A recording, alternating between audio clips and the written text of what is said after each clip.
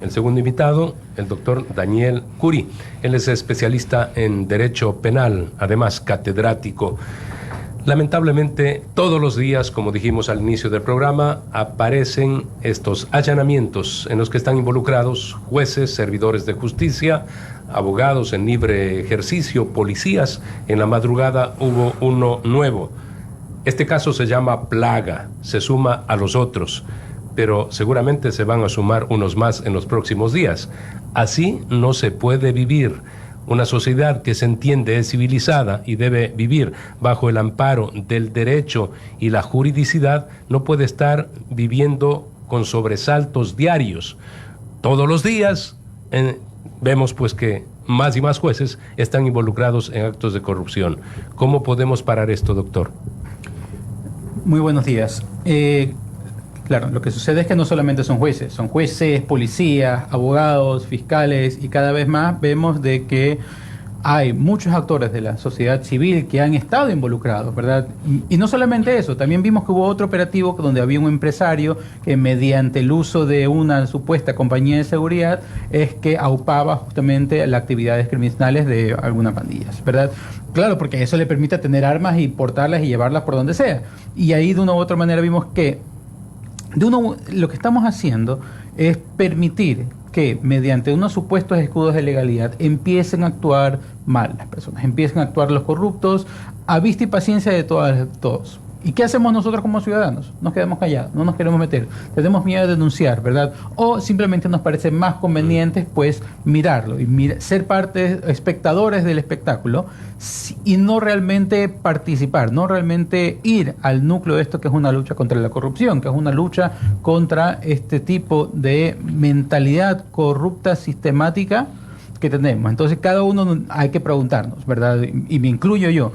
Si te para un policía, si te para un vigilante, ¿qué haces? ¿Verdad? ¿Aceptas la sanción o buscas cómo arreglar?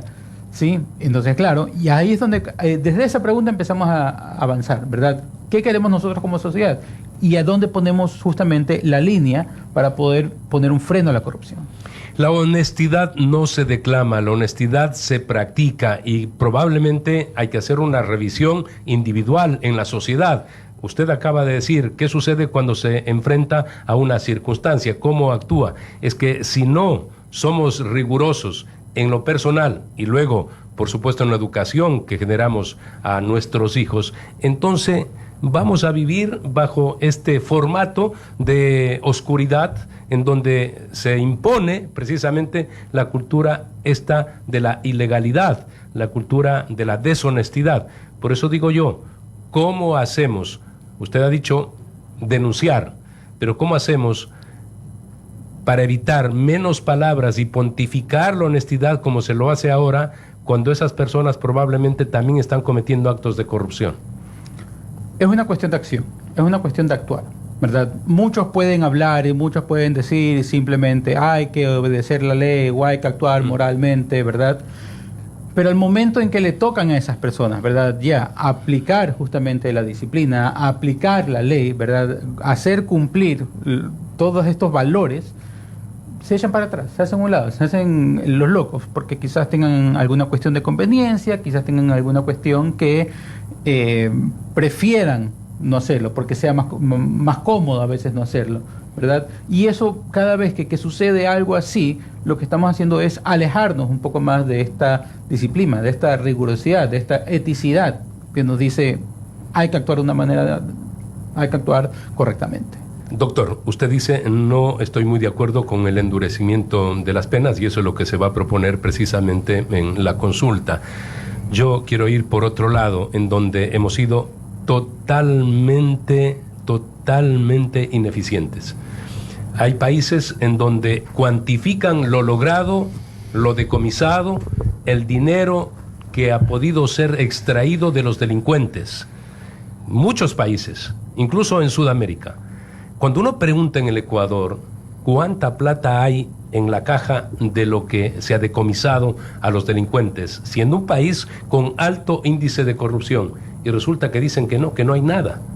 Entonces, en estos momentos cuando tenemos todos estos casos, metástasis, encuentro, purga, y vemos que hay gente presa, y muchos de ellos con joyas, con dinero, con mansiones. ¿No le parece que es el momento, más allá de que está vigente una ley de extinción de dominio, pero que no es la que queríamos, esta de que inmediatamente se pueda tomar esos bienes? En la actualidad, pues hay que esperar mucho tiempo y a lo mejor nunca se va a lograr.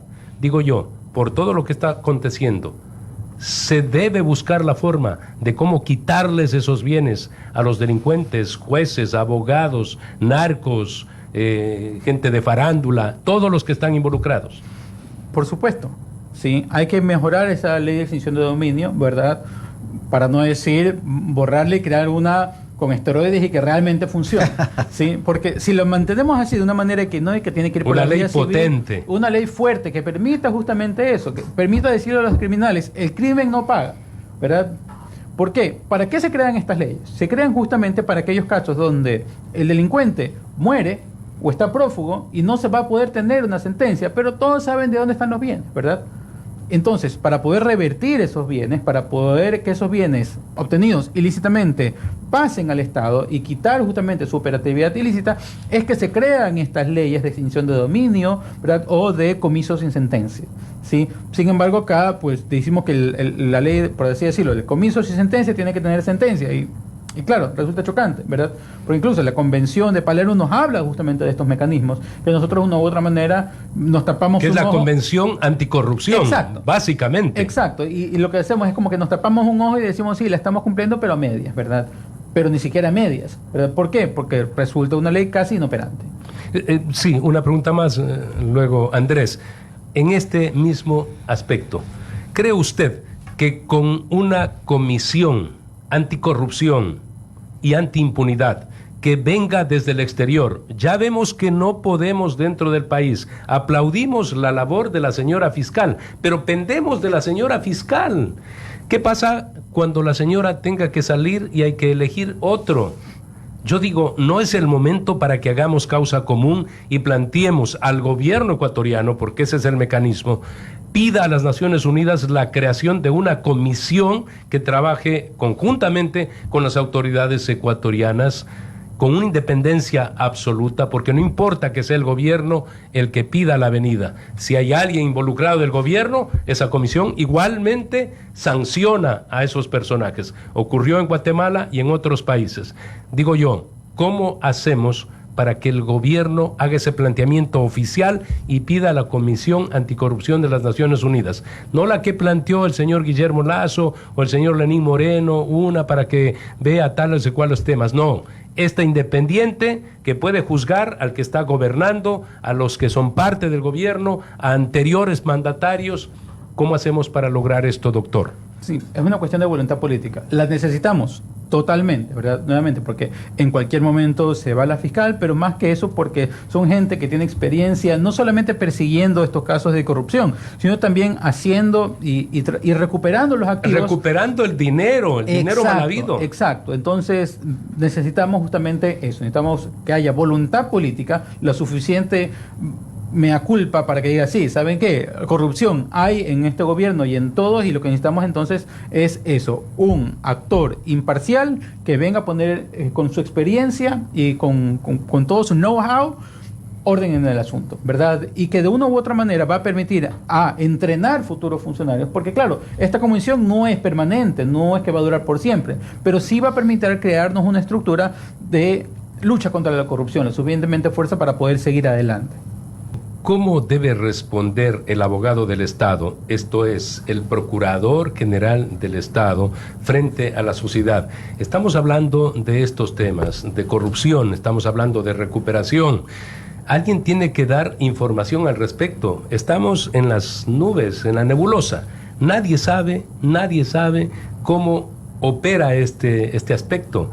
No vemos ahí comprometido con la sociedad al funcionario, en este caso el señor procurador, diciendo, he querido hacer esto, traté de lograrlo de acá y no lo pude hacer porque vendría a ser también un denunciante, que usted ha dicho aquí en otras entrevistas, hay que denunciar, usted ha dicho incluso hay que denunciar al colega que actúa mal, y me parece pues muy pertinente de alguien consciente, como todos lo hacemos desde el ángulo del periodismo y de manera pública, y no hay que calificar de valentía y demás, es simplemente el rol que cumplimos de manera pues voluntaria, ¿no? Nadie nos obligó a ser periodistas, así que aquello de que con valentía, no, ninguna valentía, ciudadano común y corriente cumpliendo un rol, igual que el abogado, compañero del otro abogado que actúa mal, al que se lo puede denunciar. ¿Cómo hacemos que la Procuraduría rinda cuentas en este sentido, sea parte de la sociedad? A ver, ¿cuál es el problema?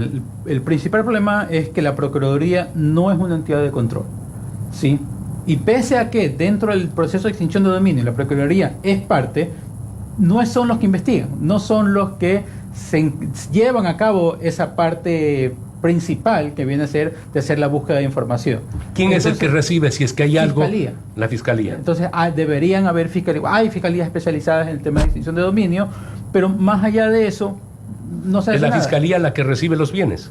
Es la Fiscalía la que hace la investigación sobre los bienes. Me refiero, ¿quién recibe los bienes? ¿No es la Procuraduría? No. ¿Verdad? Ya lo recibiría el Estado directamente, ¿verdad? Lo que hace la Procuraduría es ser como un acusador particular en estos casos, ¿verdad? Entonces, nuevamente, a la Procuraduría se la ha concebido como casi que una formalidad, ¿verdad? Y cuando hay que cambiar ese papel, hay que darle a la Procuraduría, siendo el abogado del Estado como tal, un rol más proactivo, un rol que no simplemente espera que lo notifiquen para aparecer en el proceso y darle la razón a quien sea que le estén denunciando en el Estado, sino como una que puede también actuar por su propia cuenta. Teníamos a un procurador, el doctor Nicolás Parducci, procurador, ¿no? Estamos hablando de autoridad. Usted dice casi es una figura únicamente. Muchísimas gracias por haber estado el día de hoy aquí en Radio Centro. Tenemos